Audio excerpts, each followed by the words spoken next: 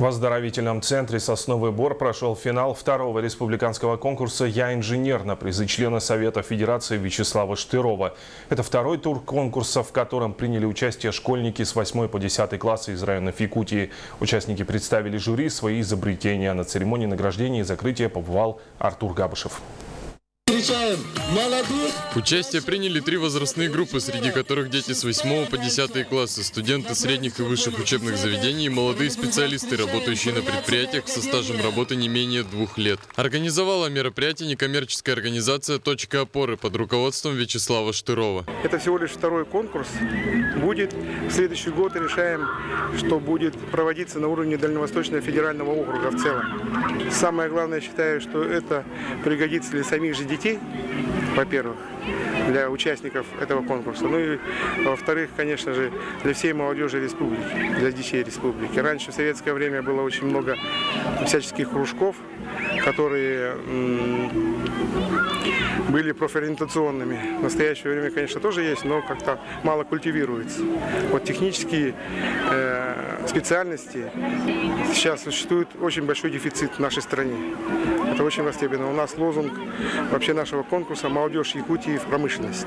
Перед началом подведения итогов конкурса прошел небольшой концерт, подготовленный творческими коллективами и юными музыкантами. Отметим, что в танцевальном номере «Дети России» вместе с ребятами выступил символ конкурса «Супер-инженер». Министр по делам молодежи и семейной политики Афанасий Владимиров приветствовал участников конкурса. Пусть наша смена, наш конкурс «Я инженер» вас вдохновляет. Я думаю, что у нас не будет в следующем конкурсе ограничений. Если вы получили определенный заряд энергии, знаний, то, как говорится, флаг вам в руки участвовать в 3-м конкурсе.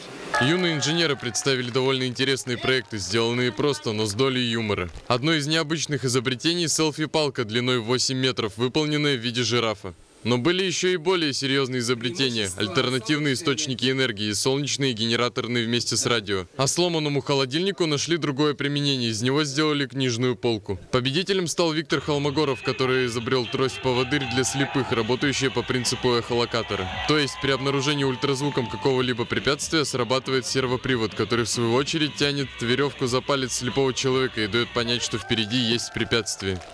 У меня это робот-поводырь для слепых. И в чем заключаются его свойства, функции?